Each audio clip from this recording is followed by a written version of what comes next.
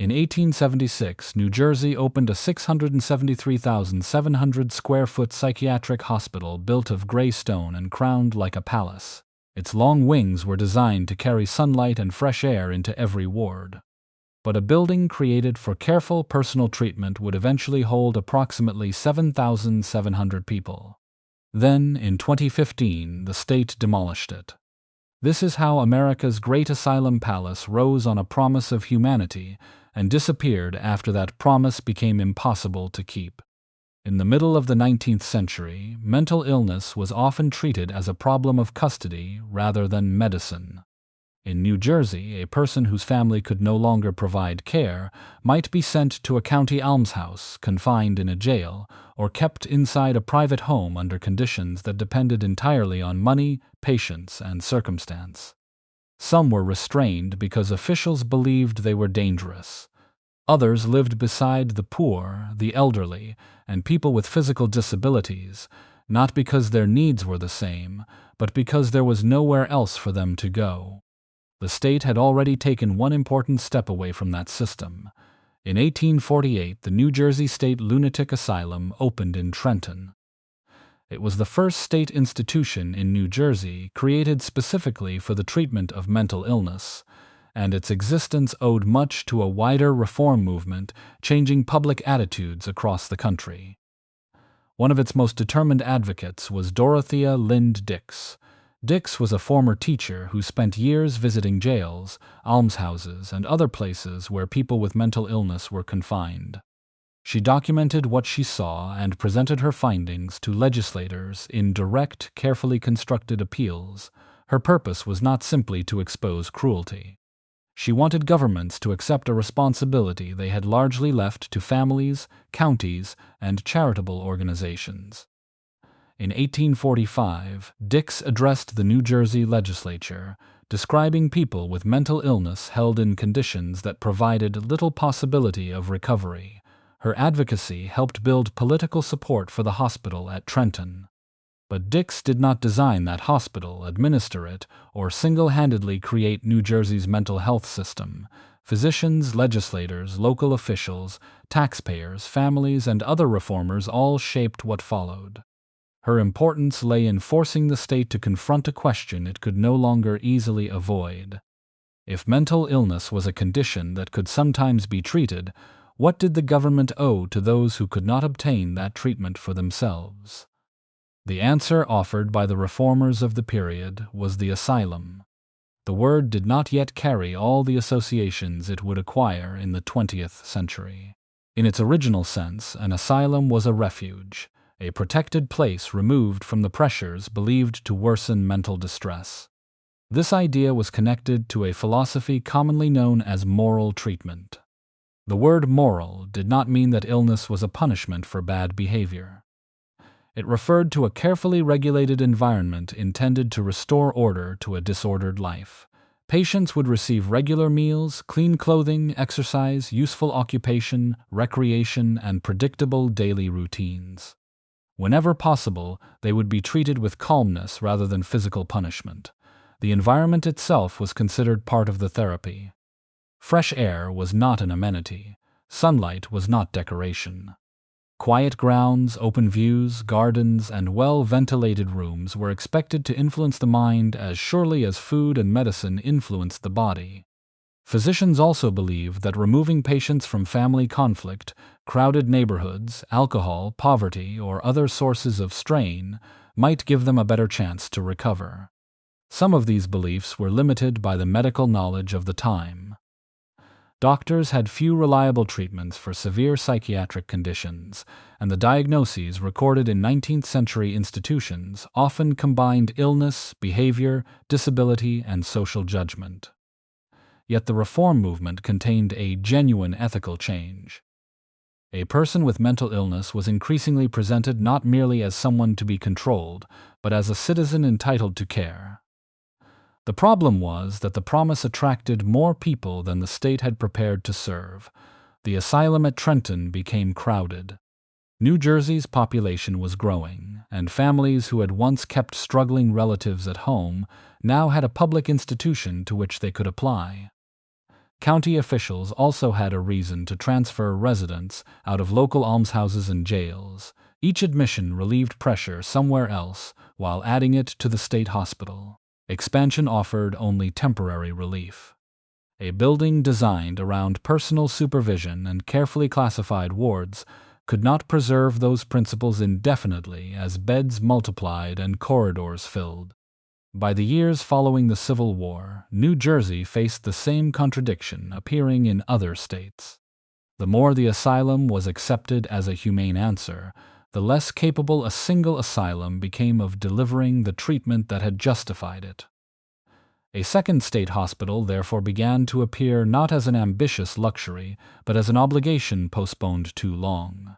New Jersey appointed commissioners to select a location and oversee construction.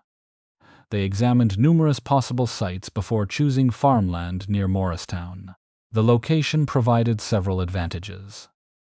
It stood within reach of the growing population of northern New Jersey, yet remained separated from the noise and congestion of the state's industrial cities.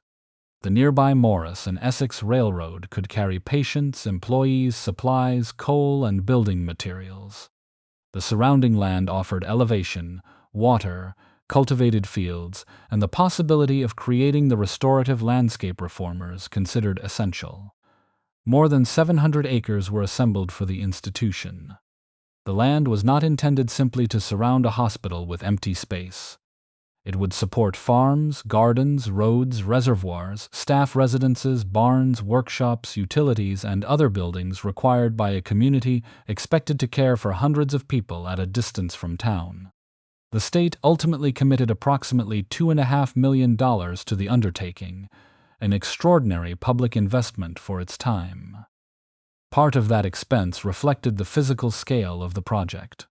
But the money also expressed confidence in an idea that government could construct an orderly environment powerful enough to restore people whose lives had fallen into disorder. There was compassion in that belief. There was also enormous faith in administration. If patients were placed in the correct wards, given the correct routine, surrounded by the correct landscape, and supervised by the correct professionals, then an institution might succeed where families, jails, and almshouses had failed. That confidence would determine the size and appearance of the hospital rising near Morristown. Every wing, window, corridor, and view would be assigned a therapeutic purpose. Before Greystone received a single patient, New Jersey had placed an unusual burden upon its architecture. The new building would not merely have to shelter troubled minds, it would be expected to help heal them. The hospital planned near Morristown would be large, but size alone was not its defining idea. Its designers believed that the position of a window, the width of a corridor, and the distance between one group of patients and another could influence the course of mental illness. Greystone was therefore conceived not simply as a building where treatment occurred. The building itself was intended to be part of the treatment. The principles behind it came largely from Dr. Thomas Story Kirkbride, a Philadelphia psychiatrist and superintendent of the Pennsylvania Hospital for the Insane.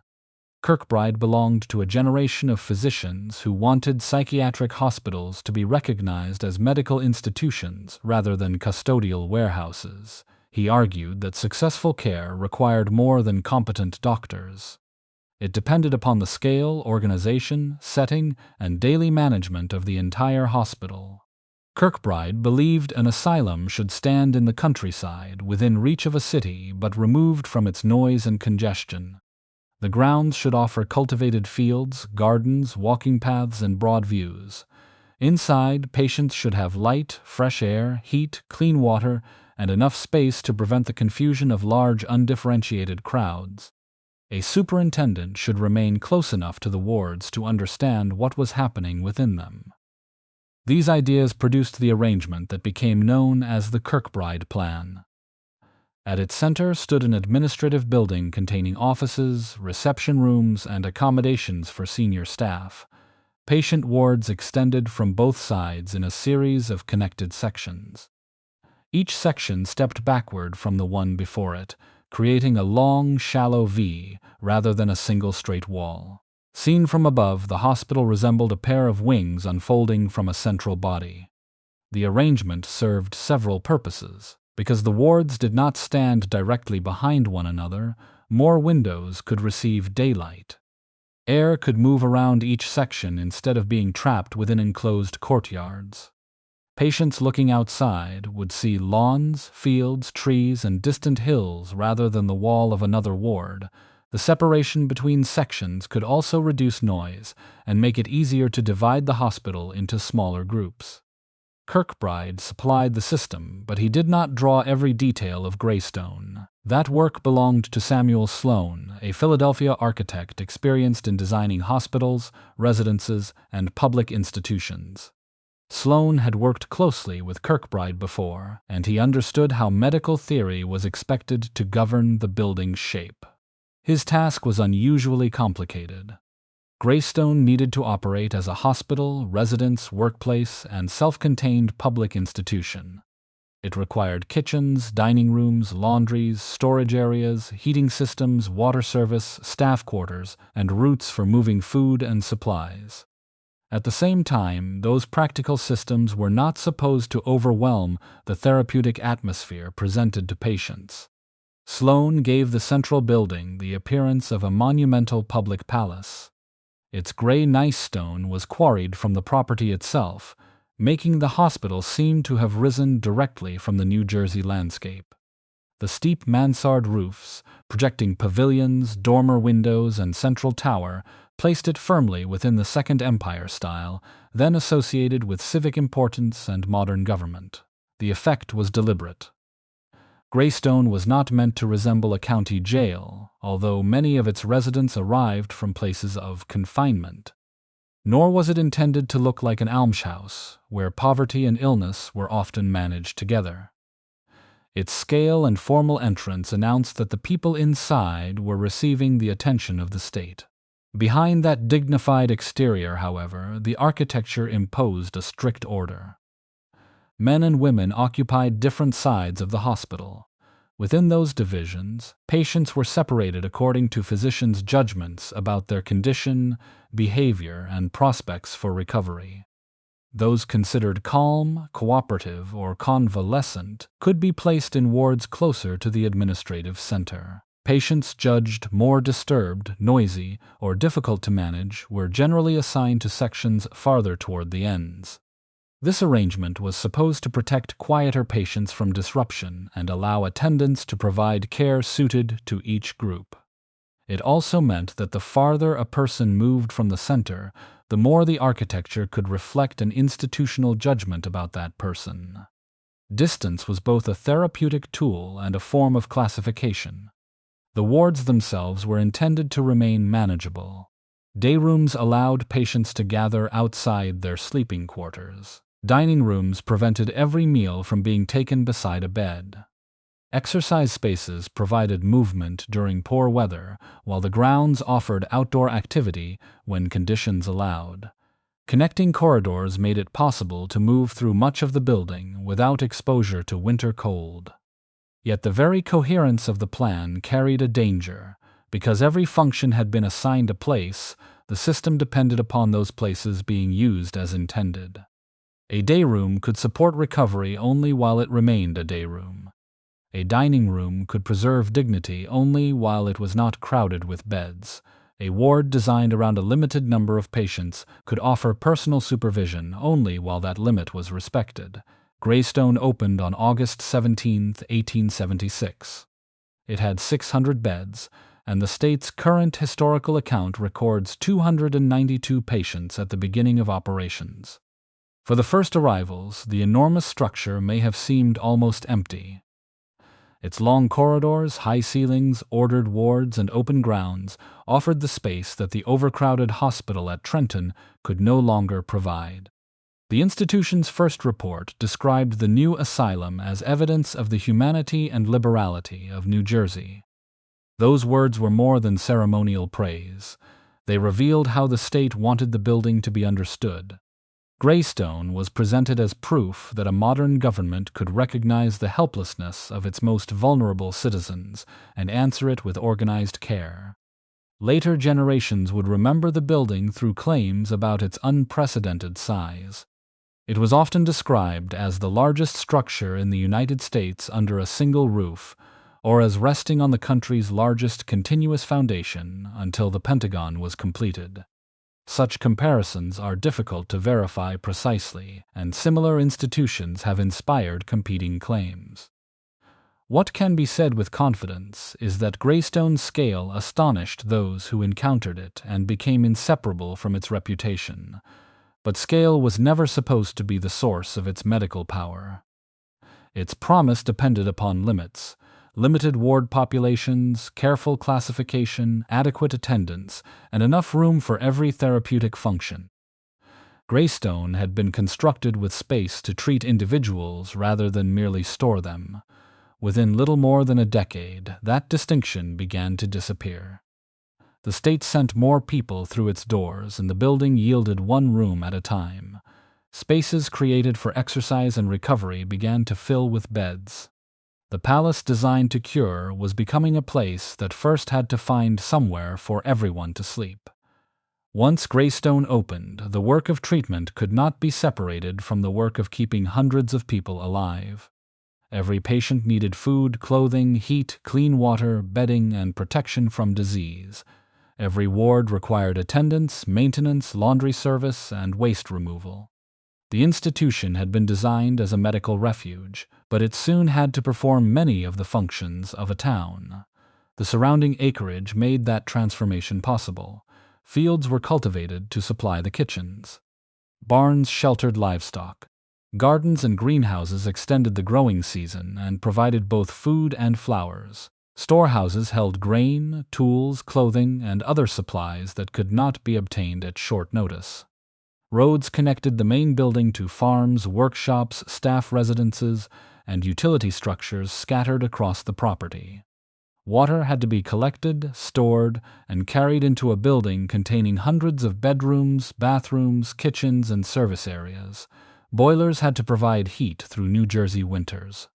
Coal arrived in large quantities and had to be unloaded, moved, and burned. Ash had to be removed. Damaged roofs, windows, pipes, and floors required continuous repair. These were not minor concerns operating behind the medical work. A failure of the water system could threaten every ward.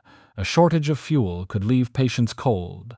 Poor ventilation or unwashed bedding could turn illness into an outbreak. The larger Greystone became, the more its administrators had to think like the managers of a municipality. The institution's answer was to produce as much as possible within its own boundaries. Patient labor became central to that system. Men worked in fields, barns, and workshops. They made brooms, brushes, rugs, and other objects used within the hospital or produced as part of its industrial program. Some worked in printing and bookbinding, helping create forms, reports, and materials required by an institution that generated a growing quantity of paperwork. Others assisted with landscaping, road maintenance, repairs, and the movement of supplies. Women were more often assigned according to the domestic expectations of the period. Their work could include sewing, mending, laundry, cleaning, food preparation, and other tasks connected with maintaining the wards. These divisions reflected 19th-century ideas about gender as much as medical assessments of what might benefit an individual patient. Hospital officials described such work as therapeutic occupation. Regular activity was believed to direct attention away from distress, reduce agitation, preserve physical strength, and restore habits needed for life outside the institution. For a patient who had spent months without a clear role or daily structure, useful work could provide a sense of movement through the day. It could create contact with other people and offer evidence that illness had not erased every ability. Some patients probably did find meaning in that routine. Work could be preferable to long hours of enforced idleness inside a crowded ward. Farming and gardening brought people outside. Skilled tasks offered variety and a degree of responsibility. The products of their labor were visible in the meals, clothing, printed pages, maintained grounds, and orderly rooms around them, but the distinction between therapy and necessity was never secure. Greystone depended upon patient labor to reduce operating costs and keep its extensive campus functioning. The institution controlled the schedule, assigned the tasks, and determined whether a patient was able or willing to work.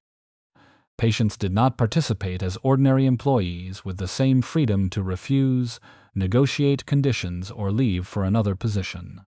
A practice described as curative could also provide the state with a large workforce that received little or no conventional compensation.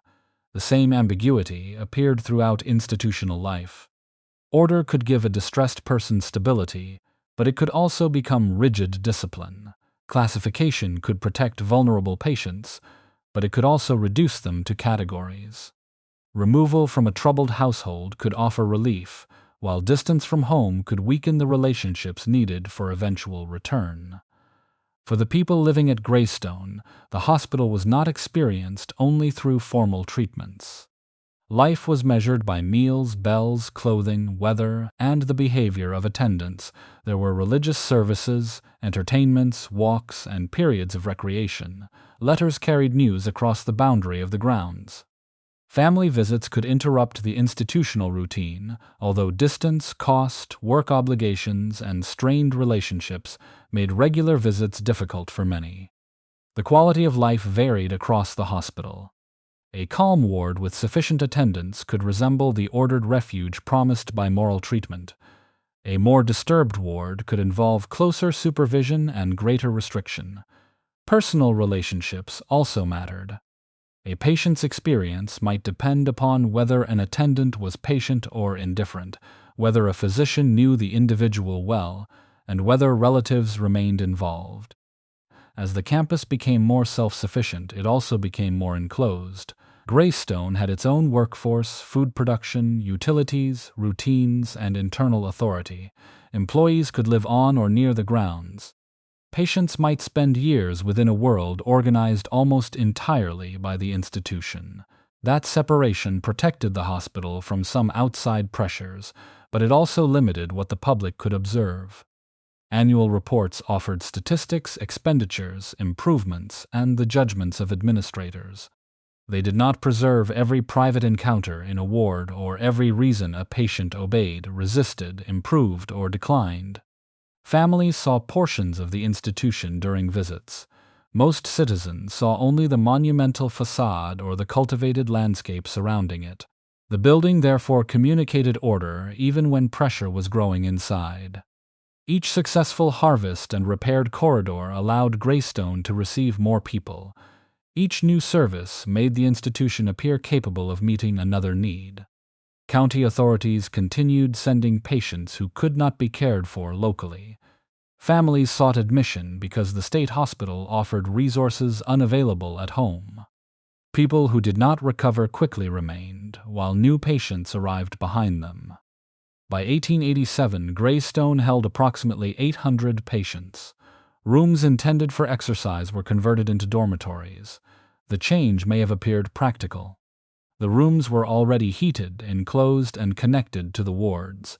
Beds could be placed there more quickly and cheaply than a new building could be constructed.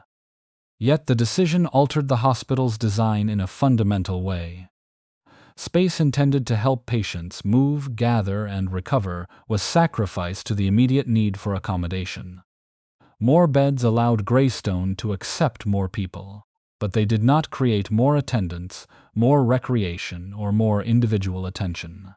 Capacity increased on paper while the conditions supporting treatment became thinner. Expansion would become the institution's repeated answer. New wards and auxiliary buildings could relieve the pressure for a time, but they did not change the forces sending people through Greystone's doors or the number who had nowhere suitable to go afterward. The first broken promise did not arrive as a dramatic act of cruelty. It came as an administrative solution to an urgent problem. Rooms designed to open the body and mind were filled with beds, and a temporary compromise began to reshape the hospital around permanent overcrowding. The conversion of Greystone's exercise rooms did not end the pressure for space. It established a pattern. When the hospital became crowded, administrators changed the building. When those changes filled, the state constructed something new. Each expansion appeared to offer relief, but every additional bed also gave another county, another family, and another public official a place to send someone who could not be cared for elsewhere. A large dormitory building opened behind the original hospital near the beginning of the 20th century. It increased the number of people Greystone could accommodate without forcing every new arrival into the Kirkbride wards. The relief was brief. The new space filled, and dining rooms and other common areas were converted into sleeping quarters. These decisions did more than increase the census. They changed the meaning of the institution. A hospital organized around treatment required places where patients could eat, exercise, work, and spend time away from their beds. Once those rooms became dormitories, the official capacity might rise, but the space available to support daily life declined. By 1914, Greystone was housing 2,412 people in a facility whose maximum capacity was estimated at approximately 1,600. The difference represented more than overcrowded rooms. It meant additional meals emerging from the same kitchens, more clothing passing through the laundries, greater demand upon water and heating systems, and heavier use of buildings already approaching 40 years old.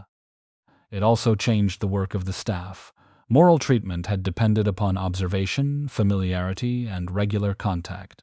A physician or attendant needed time to recognize changes in a patient's behavior, understand personal habits, and determine whether a treatment was helping. Under crowded conditions, attention shifted toward immediate physical needs. Staff had to distribute meals, prevent fights, maintain cleanliness, move groups between rooms, and ensure that no one disappeared from a ward. The need to manage the population began to compete with the obligation to understand the individual. A quiet patient could receive little attention precisely because he or she caused no immediate difficulty. A distressed person might be noticed mainly when that distress disrupted the ward. The institution had not officially abandoned treatment, but its daily priorities were increasingly shaped by crowd control. Greystone's population also reflected the expanding definition of who belonged in a state psychiatric hospital. Some patients arrived during an acute crisis and left after a relatively short period. Others remained for years because their conditions did not improve or because no household could safely receive them. The hospital cared for people with severe psychosis, depression, cognitive disabilities, epilepsy, dementia, and conditions that medical language classified differently over time. Older residents could be sent to Greystone when age-related confusion or behavioral changes made them difficult to support in an almshouse or family home. People without money or dependable relatives had fewer routes back into the community, even when they no longer required the most restrictive level of care. The result was a population that accumulated. New admissions continued while many existing patients had nowhere to go. World War I added another group. Veterans returned with emotional and neurological symptoms that could include nightmares, tremors, confusion, withdrawal, panic, or sudden changes in behavior. Contemporary physicians used terms such as shell shock, war neurosis, and mental disease, none of which fully captured what would later be understood through more developed concepts of psychological trauma. Some of these men entered state psychiatric systems, and portions of Greystone were set aside for patients connected to wartime service. Their presence challenged the assumption that mental illness belonged only to a fixed class of people separated from ordinary society. A man could leave home considered healthy, serve his country, and return unable to resume the life he had known. Greystone did not respond to these pressures only by adding beds. It also attempted to become a more modern medical institution. A psychiatric clinic reception building opened in the 1920s. Operating rooms, laboratories, and X-ray equipment were moved into facilities better suited to examination and diagnosis. The reception service allowed new patients to be assessed before assignment to the longer established wards. A social service department worked with families and investigated the circumstances patients might return to after discharge. Trial visits offered some individuals a gradual route out of the hospital. A patient could leave temporarily while remaining connected to Greystone, allowing staff and relatives to judge whether the transition was sustainable. This was an important recognition that recovery could not be measured entirely inside an institution. A person might function well under a controlled routine yet struggle when returned to employment, family conflict, or financial insecurity. These developments prevent Greystone's history from becoming a simple account of uninterrupted decline. Doctors, nurses, attendants, social workers, and administrators continued searching for better ways to organize care. New buildings reflected real efforts to separate diagnosis from long-term residents and to provide treatment that the original asylum had never been equipped to offer. In 1924, the name Greystone Park officially became part of the institution's identity. By then, the Greystone building was only the center of a much larger system. The campus added a power plant, barns, greenhouses, a fire station, occupational facilities, and the complex later associated with medical superintendent Marcus Curry. The hospital had become too extensive to depend upon the mechanical systems of 1876. But modernization could not free it from the old equation. More services made Greystone capable of treating more kinds of patients. More buildings allowed it to receive more people. Each improvement increased expectations, while the number of available staff and the quality of living space struggled to keep pace. The physical risks were becoming harder to ignore. Greystone had been built largely from stone, brick, slate, and iron to reduce the danger of fire, yet no material could make it invulnerable. Electrical wiring aged. Attics and service spaces contained combustible material. Repairs and alterations accumulated around systems never designed for such sustained use. 3 serious fires struck the main building between 1929 and the early 1930s. One destroyed part of the attic. Another damaged the upper floors of the central administrative section and altered portions of the roofline and tower. The hospital survived, but the fires revealed how difficult it had become to protect thousands of people inside a vast, aging structure. The opening of Marlborough Psychiatric Hospital in 1931 was supposed to reduce pressure on New Jersey's older institutions. Patients were transferred from Greystone, creating space that administrators had sought for years. Yet the underlying demand remained.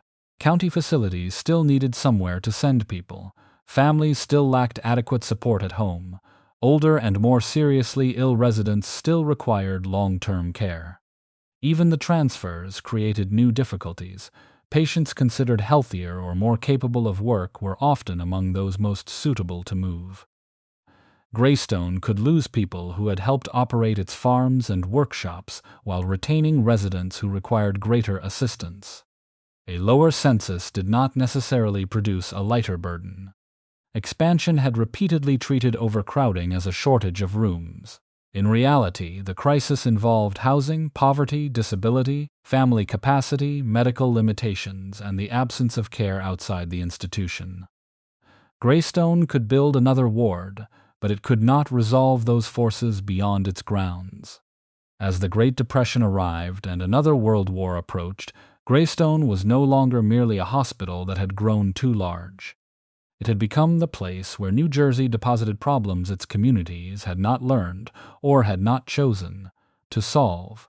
The Great Depression reached Greystone as both a financial crisis and a human one.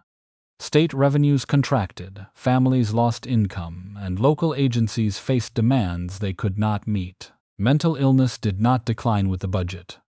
Neither did dementia, disability, or the number of people who depended upon public institutions because they had nowhere else to live. Greystone had to preserve a vast campus while spending was under pressure. Buildings required repairs. Boilers consumed fuel. The farms, kitchens, laundries, and workshops had to continue regardless of the economy outside. Administrators relied increasingly upon standardized routines, because routine was one of the few resources that could be expanded without constructing another building. Patients rose, ate, worked, exercised, received medication, and returned to their wards according to schedules designed for the movement of large groups. Classification became less an instrument of individualized treatment and more a means of keeping the institution functional. Rules determined who could work, who could walk on the grounds, who required close supervision, and who might be considered for transfer or release. Patient labor remained important, but the composition of the hospital had changed. Some of the healthier and more capable residents had been transferred to newer facilities, while Greystone retained many people who were older, more seriously ill, or less able to perform physical work.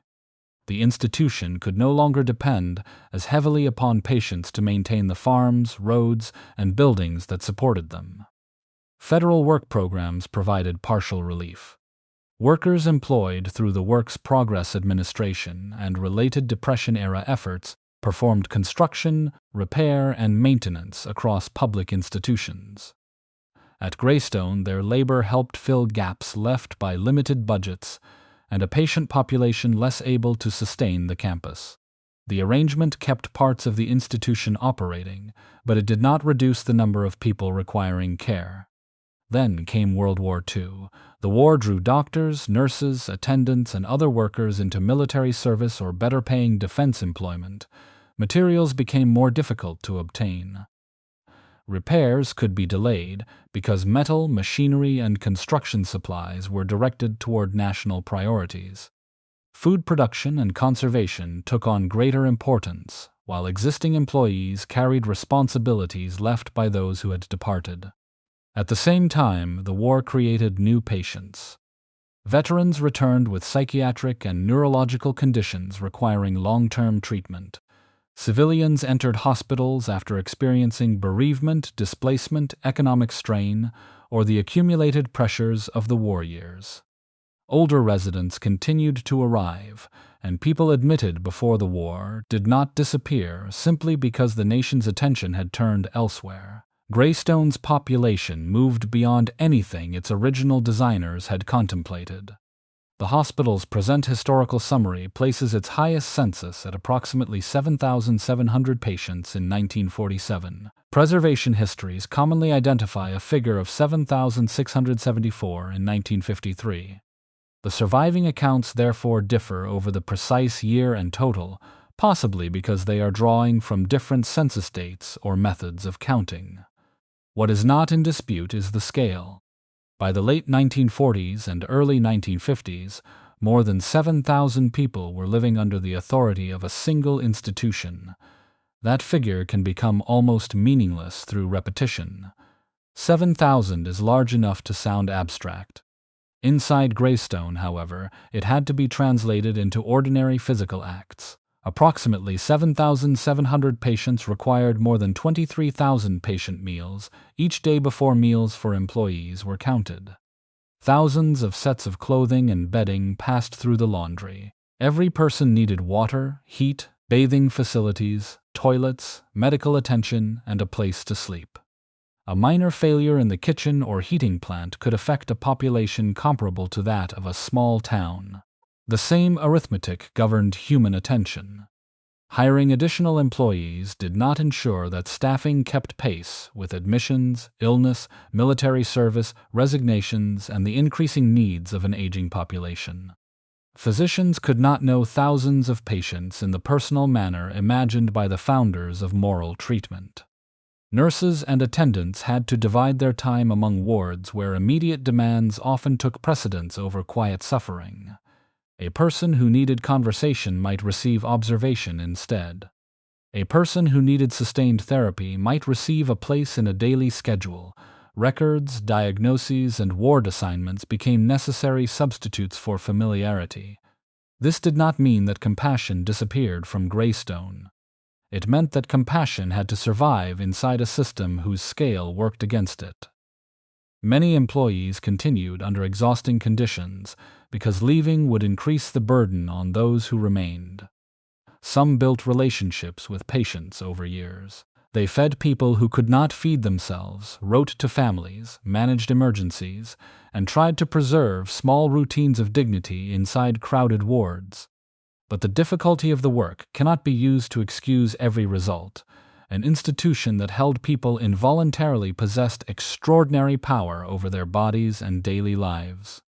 When supervision became rough handling, when discipline became punishment, or when neglect caused preventable suffering, overcrowding could explain part of the setting without removing responsibility.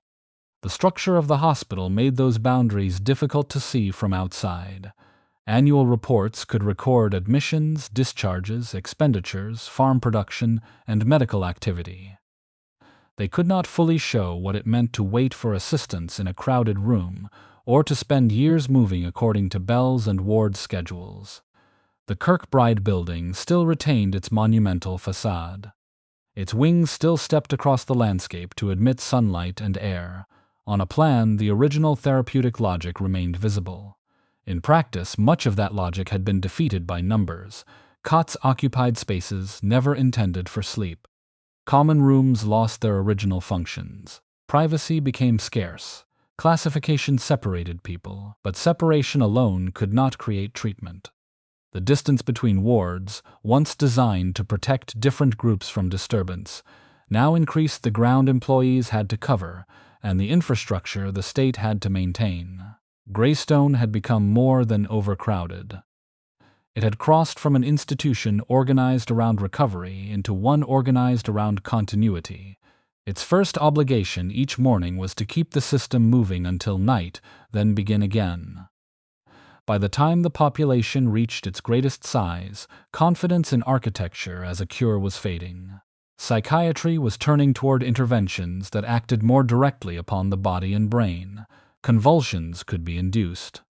Comas could be produced. Electricity could be applied, and portions of the brain could be surgically altered. These methods appeared to offer something the long wards and open landscapes no longer could: a treatment powerful enough to change a patient even within an overcrowded institution. But in psychiatric medicine, greater power did not necessarily mean greater understanding, and it did not always mean greater safety. By the 1930s, the idea that surroundings could heal the mind had lost much of its authority. Fresh air, useful work, and orderly routines could make institutional life more tolerable, but they had not cured the severe conditions filling Greystone's wards. Physicians faced patients experiencing hallucinations, delusions, extreme depression, agitation, or withdrawal, and they possessed few treatments whose results could be predicted with confidence. Medicine began looking for methods that acted more directly upon the body. Hydrotherapy was among the less invasive approaches. Warm baths could be used to calm agitated patients, while cooler water might be prescribed for lethargy. Treatment could involve immersion for extended periods or wrapping a person in wet sheets.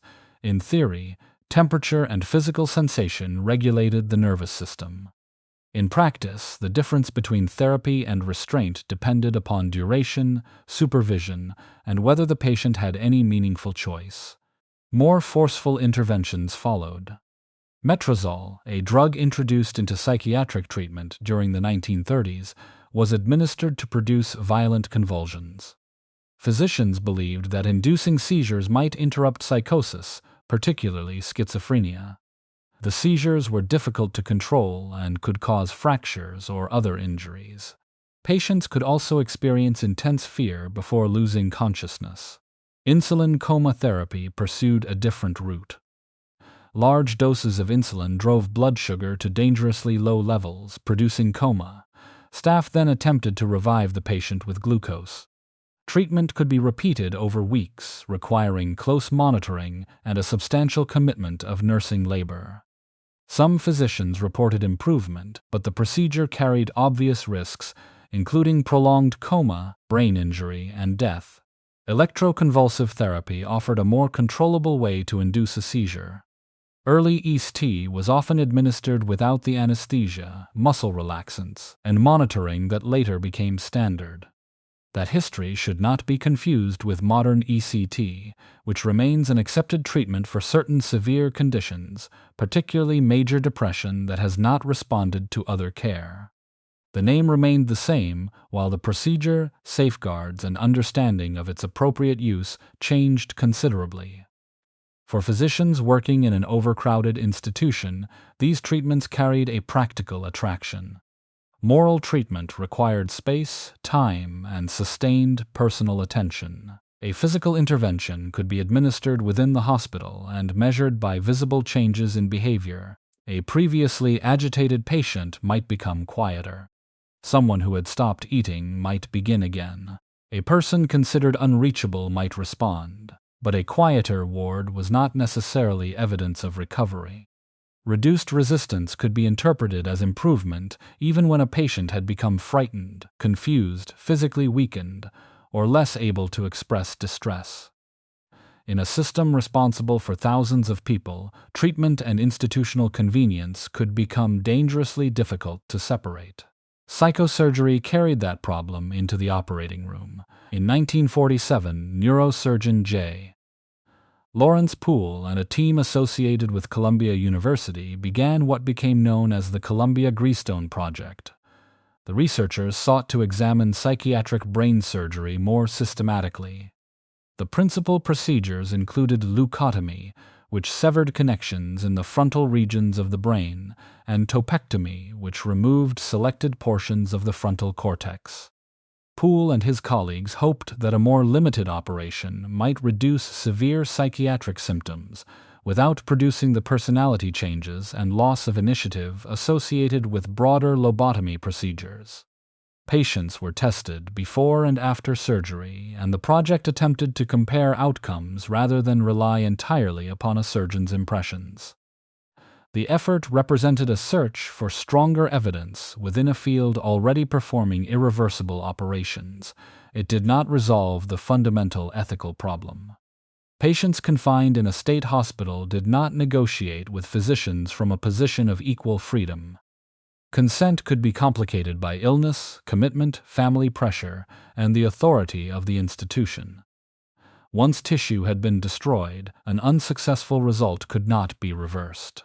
Psychosurgery declined during the 1950s as uncertain benefits, serious side effects, ethical objections, and new medications altered psychiatric practice.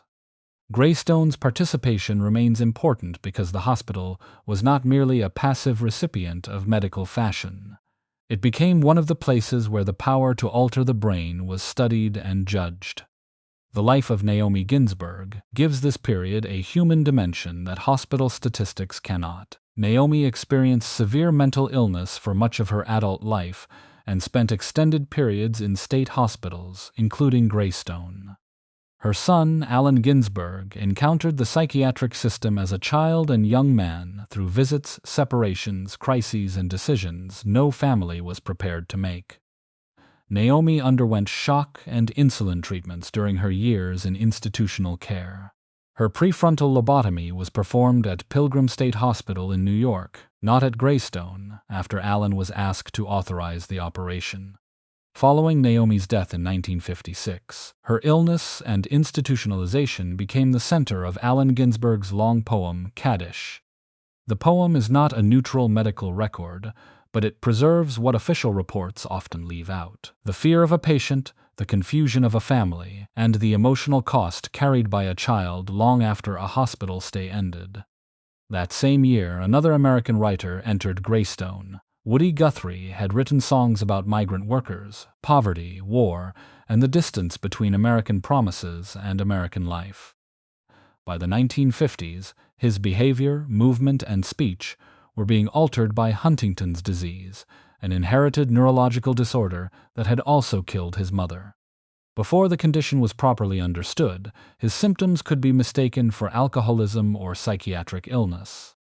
In May 1956, Guthrie was involuntarily committed to Greystone. He remained there for approximately 5 years as the disease gradually reduced his ability to walk, speak, and control his movements. Among the young admirers who sought him out in 1961 was 19-year-old Bob Dylan. Their connection later became part of the history of American music. For Guthrie, however, Greystone was not a legendary meeting place. It was where he lived while an incurable disease took away his independence. By then, chlorpromazine, sold in the United States as Thorazine, was changing the wards. The drug could reduce hallucinations, delusions, and severe agitation in some patients. People who had required constant supervision could sometimes participate in ordinary activities or leave the hospital. It was not a universal cure. Chlorpromazine could produce serious side effects, and medication could be administered within the same coercive system that had governed earlier treatments. Still, Greystone's census began to decline. For the first time in decades, beds were becoming empty faster than the state could fill them. The hospital appeared to have found a way out of overcrowding. But discharge answered only the question of how a person could leave Greystone. It did not answer where that person would live, who would provide continuing treatment, or what would happen when the promised care outside the gates was not there. Greystone's population did not decline because of a single discovery or government order. The emptying of the hospital resulted from several changes that converged after World War II: new psychiatric medications, rising treatment costs, stricter legal standards for confinement, federal health programs, and a growing belief that people should receive care within their communities whenever possible. The moral argument for change was powerful. By the middle of the 20th century, thousands of Americans were living in psychiatric institutions for years or decades. Some required intensive care. Others remained because they were poor, elderly, disabled, estranged from their families, or unable to find housing. Admission could separate a person from work, property, marriage, and ordinary civic life. Once inside, leaving often depended more upon institutional judgment and outside support than upon a clear medical threshold. Deinstitutionalization challenged the assumption that a diagnosis justified indefinite confinement. It asked whether a person who could live safely outside a hospital had any reason to remain locked within one. It also recognized that a large institution, even when well managed, restricted choices that most citizens took for granted: when to wake, what to eat, where to walk, and whom to see. Medication made discharge possible for some patients who previously could not manage severe hallucinations, delusions, or agitation. Chlorpromazine was followed by other antipsychotic drugs, giving physicians more options for reducing symptoms. A patient could continue taking medication without living inside a hospital, at least in principle. Federal policy encouraged the transition. Medicare and Medicaid, created in 1965, helped pay for certain medical, nursing home, and community services. Medicaid generally excluded federal matching funds for many adults between 21 and 64 who lived in large institutions devoted primarily to mental illness. States therefore had a financial reason to move care away from traditional psychiatric hospitals and toward settings eligible for federal reimbursement. Court decisions added constitutional pressure. In 1975, the United States Supreme Court ruled in O'Connor v. Donaldson that a state could not continue confining a non-dangerous person who was capable of living safely outside an institution. The decision did not create housing or treatment programs, but it limited the idea that mental illness alone was sufficient reason for indefinite custody. New Jersey became part of another important legal debate when John Rennie, a patient at Ancora Psychiatric Hospital, challenged the forced administration of antipsychotic medication. The case developed into a class action affecting involuntarily committed patients across New Jersey's state hospitals, including Greystone. The resulting decisions recognized a qualified right to refuse medication and required procedures before treatment could be imposed outside an emergency. These changes weakened the older institutional bargain. Admission could no longer be understood as the surrender of nearly all personal authority.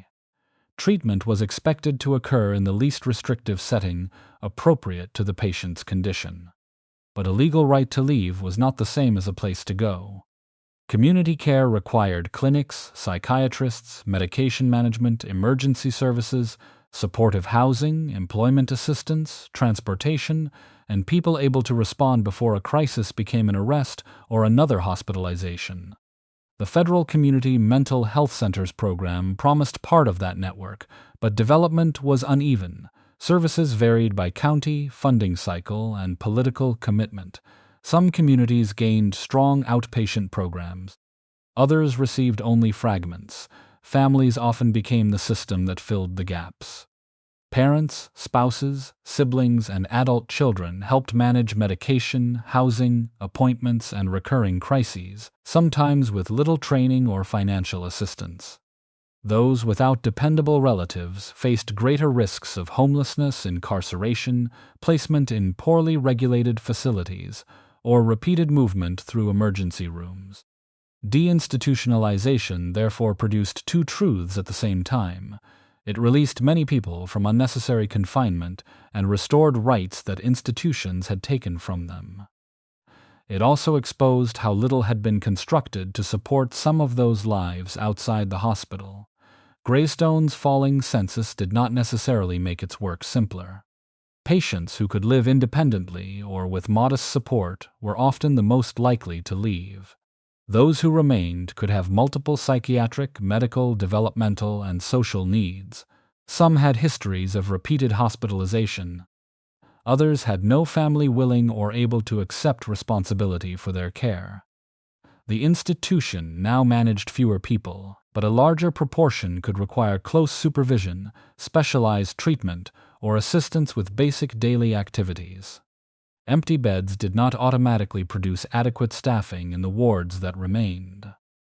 Budgets could fall with the census even when the needs of individual patients increased. Greystone tried to adapt its physical environment to the new philosophy. In 1982, the hospital opened 20 independent living cottages. Each provided a home-like setting for as many as 8 residents. The smaller buildings allowed people to prepare for life beyond the ward by sharing domestic space, managing routines, and exercising more control over ordinary decisions. The cottages represented nearly the opposite of the original Kirkbride solution. In 1876, reformers had concentrated hundreds of people inside one carefully ordered structure. A century later, reformers were dividing the institution into smaller communities intended to resemble ordinary homes. The great building at the center of Greystone became increasingly difficult to justify. Its long connected wards had been designed for a system that depended upon classification, separation, and centralized control. Community psychiatry favored smaller units, shorter stays, individual treatment plans, and settings that allowed easier movement between hospital and community. Maintaining 673,700 square feet also consumed resources. Heating distant wings, repairing aging roofs, updating electrical systems, and meeting modern safety standards became harder as fewer patients occupied the building. The very scale that had once announced New Jersey's commitment to care now made adaptation expensive. By 1988, patients had been moved out of the residential wards in the Kirkbride building. Its central section continued to serve administrative purposes, but the wings that had once held thousands of lives fell quiet. Rooms designed for sunlight and ventilation were closed, paint loosened, water entered through damaged surfaces. Systems built to operate continuously began to deteriorate through disuse. The building did not empty because mental illness had disappeared, nor did it empty because every former patient had recovered. It emptied because the accepted location of care had shifted faster than the state could find a new purpose for the architecture left behind. As darkness entered the abandoned wards, the crisis continued elsewhere. It moved into families, community programs, emergency departments, jails, and the newer buildings still operating on Greystone's grounds. By the 1990s, failures inside those facilities would bring the hospital back into public view for reasons the state could no longer contain behind its gates. By the 1990s, the abandoned wings of the Kirkbride building had become the most visible symbol of Greystone's decline. Broken windows and empty corridors drew attention, but they could also create a misleading picture. The hospital itself was still operating across the campus. Patients lived in cottages, dormitories, and treatment buildings constructed during different periods, while the center of the old Kirkbride structure continued to hold administrative offices. The crisis that followed did not unfold entirely inside the 19th century wards. It emerged from a scattered hospital system attempting to provide modern psychiatric care across aging buildings that had never been planned to work together. Patients had to be moved between residential units, medical services, dining areas, recreation facilities, and administrative offices. Long distances made supervision more difficult. Security depended not only upon locked doors but upon communication between employees working in separate structures. A delay, misunderstanding, or staffing shortage in one building could become a problem somewhere else before administrators fully understood what had happened. Greystone was also treating a population with increasingly complicated needs. Deinstitutionalization had allowed many people to avoid long-term hospitalization, but those who remained in state facilities were often there because less restrictive settings had failed or could not safely meet their needs. Some patients had histories of violence or criminal behavior. Others were vulnerable people who required protection from those around them. The hospital had to provide treatment without turning itself into a prison. It also had to maintain security without treating every patient as dangerous. Understaffing, inadequate training, and poor placement decisions could endanger both sides of that balance. During the decade, reports of escapes repeatedly brought Greystone into the news. Public concern became especially intense when a person considered dangerous left the grounds. Each escape raised questions about locked units, employee response, communication with law enforcement, and whether the hospital had correctly assessed the patient's risk. Other allegations came from inside. Staff members were accused of abuse and sexual misconduct. Reports of sexual assault and pregnancies among patients raised disturbing questions about supervision, consent, and the protection of people held under state authority. Not every allegation produced the same finding, but together they made it impossible to treat each incident as an isolated failure. Greystone's physical condition deepened the concern. Some buildings lacked the security features required for the population placed within them. Others were difficult to supervise because of their age and layout. Repairs could address a damaged door or failing system, but they could not easily transform a dispersed campus into a unified modern hospital. The Joint Commission, the organization responsible for accrediting hospitals, examined Greystone's operations. The possibility of losing accreditation carried consequences beyond public embarrassment. Accreditation supported Greystone's standing as a healthcare institution and its ability to qualify for substantial Medicare and Medicaid reimbursement. Losing it could remove resources at the moment the hospital most needed improvement. New Jersey responded by creating a Senate task force on Greystone Park Psychiatric Hospital. The investigation examined staffing and supervision, employee training, security, sexual abuse, and the treatment of patients with violent or criminal histories. Its work recognized that Greystone's troubles could not be reduced to one building or one category of employee. Some problems were physical. The hospital operated across structures built for different purposes and different eras of psychiatric care. Some were administrative. Patients had to be placed in units appropriate to both their clinical needs and the risk they presented to others. Some involved staffing. Whether enough trained people were available, particularly during difficult shifts, and whether employees received the preparation required for sexual abuse allegations, violence, and emergency intervention. Management also mattered. A broken building could make safe care more difficult, but architecture did not decide how reports were investigated, how employees were supervised, or how warnings were communicated. Likewise, dedicated employees could not permanently compensate for facilities whose layout worked against them. The task force recommended changes extending beyond Greystone, including stronger safeguards and clearer standards across New Jersey's psychiatric hospitals.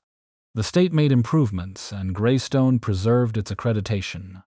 But passing an inspection did not answer the larger question.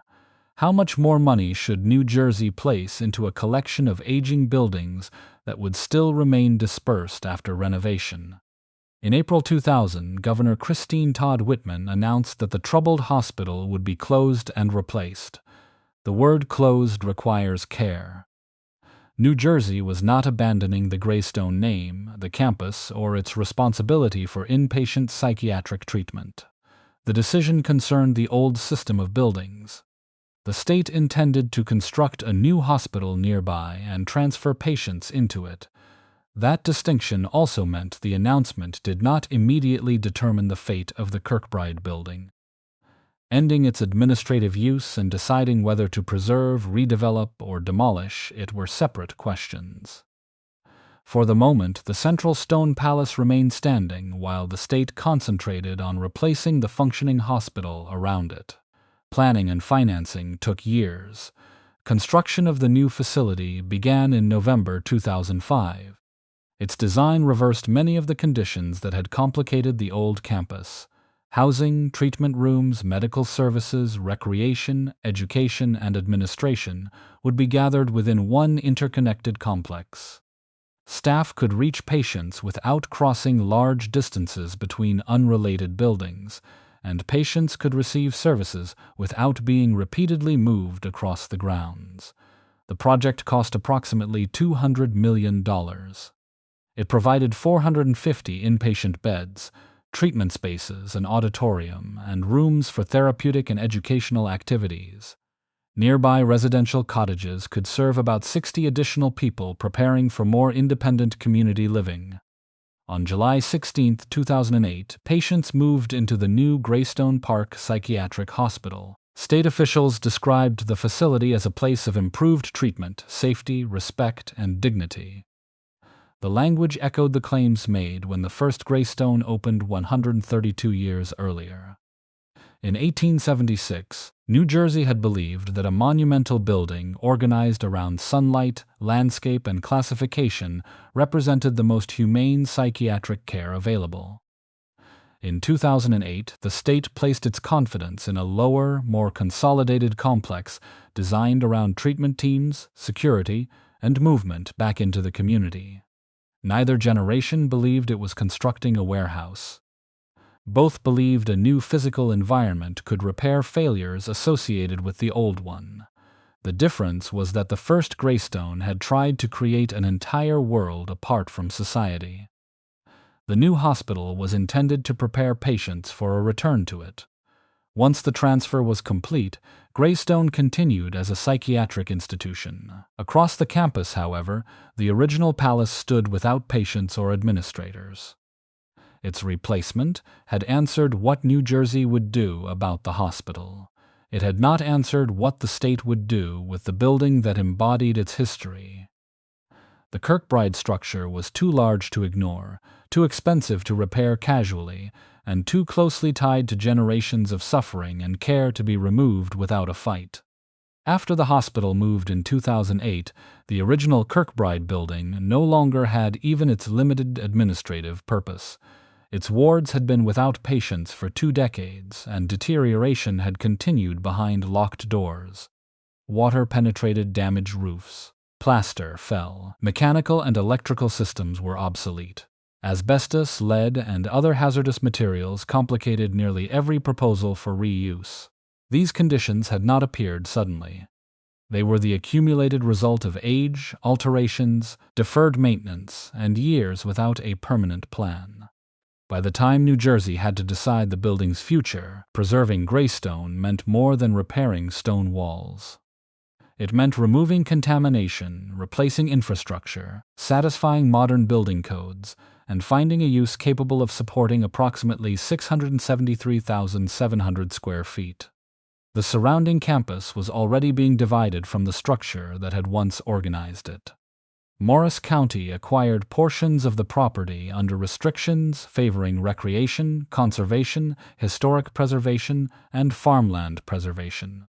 Athletic fields, open space, and other public uses began replacing parts of the institutional landscape.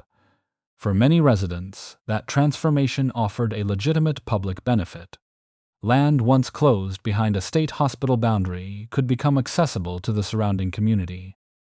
But each new use also made the Kirkbride building more isolated. The hospital had been designed as the center of a complete landscape. Once the farms, roads, service buildings, and patient spaces were separated, preserving the main structure alone could not restore the world it had governed. Demolition was not presented as the only possibility from the beginning. In 2010, the New Jersey Historic Trust awarded a $50,000 grant to support a feasibility assessment for reuse and redevelopment. Preservationists pointed to successful conversions of other psychiatric hospitals into hotels, offices, educational facilities, and housing. The state's later consultant estimated that renovating Greystone could cost between $110 and $125 million. Officials argued that the building's size, advanced deterioration, environmental hazards, and difficult configuration made the proposed uses financially unsustainable. A building designed as connected hospital wards did not easily become ordinary apartments or offices. Long corridors, limited access points, and deep service areas created practical obstacles that admiration for the architecture could not remove. Preserve Greystone rejected the conclusion that demolition was inevitable. Its members organized public campaigns, documented the structure, and pressed the state to consider private redevelopment. In 2014, Alma Realty proposed a project valued at approximately $140 million. The plan would have converted the Kirkbride building into hundreds of apartments with retail space and additional public facilities. Supporters described the proposal as a way to save Greystone without requiring the state to pay directly for its rehabilitation. That description contained an important truth, but not the entire financial picture. Alma expected to seek historic preservation subsidies, tax abatements, and legislation allowing access to state tax credits. Questions also remained about roads, zoning, environmental responsibility, long-term financing, and what would happen if the project failed after work began. The state and the preservationists were therefore not calculating the same risk. Officials measured the cost of accepting responsibility for an enormous contaminated property whose redevelopment was uncertain. Preservationists measured the cost of demolition against the cultural and economic value that would vanish with the building. Both sides could point to real expenses. Neither could prove with certainty what a completed adaptive reuse project would have become. Governor Chris Christie's administration proceeded with demolition. Preserve Greystone continued protests and legal efforts, but failed to obtain an order stopping the work. On April 6, 2015, demolition began. The state's contract was worth approximately $34.4 million and covered environmental remediation and the removal of the Kirkbride building along with other structures. Through the spring and summer, machinery moved across wings that had taken years to construct. Stone walls opened to rooms that had been sealed from public view. By October, the building that had dominated the landscape since 1876 was gone. Some architectural elements were salvaged. Ironwork, doors, and other objects were removed for preservation or later display. Such pieces carry real historical value, but they cannot reproduce what Greystone had been. A staircase separated from its tower cannot convey the distance between wards. A doorway removed from its corridor cannot show how patients moved through the institution. The Kirkbride Plan depended upon the relationship between building, landscape, light, and classification. Once that relationship was destroyed, individual fragments could preserve memory but not place. The empty hospital had attracted another form of memory before its demolition. Photographs of abandoned corridors, peeling walls, and dark tunnels circulated online. Stories of ghosts, secret experiments, hidden deaths, and unexplained events accumulated around the ruins. Some documented events at Greystone were deeply troubling. Patients experienced overcrowding, coercive treatment, neglect, violence, and the loss of years inside an institution. Those facts do not require supernatural embellishment. Claims unsupported by records should not be repeated simply because the building looked like a setting where they might have occurred. Turning Greystone into a haunted attraction risks making its architecture more visible while making the people who lived there less so. Greystone itself did not disappear. The modern psychiatric hospital continues to operate nearby. Its capacity is 506 patients across the main facility and cottages, though its average census in 2024 was substantially lower. It remains subject to formal oversight concerning staffing, violence prevention, complaints, discharge, and patient care. Recent oversight reports have recorded meaningful improvements while continuing to examine the areas where progress must be maintained. That continuing work is part of the old building's legacy. Demolishing the Kirkbride structure removed obsolete wards and an expensive preservation problem. It did not settle how long people should remain hospitalized, what rights they retain during treatment, or how communities should support them after discharge. Greystone should not be remembered only as a failed hospital. For generations it provided shelter and care that many people could not have received elsewhere. Nor should it be remembered only as an architectural masterpiece, because beauty did not protect those inside from the consequences of overcrowding and institutional power. Its original humanitarian promise was not fraudulent. It was incomplete. The founders believed that a carefully designed building could transform the treatment of mental illness.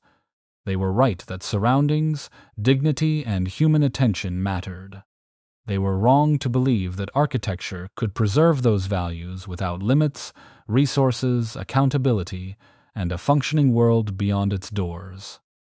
Greystone rose because New Jersey accepted responsibility for people it had once left in jails and almshouses. It fell because that responsibility grew far beyond what one institution could bear. The palace was erased, but the obligation that created it remains.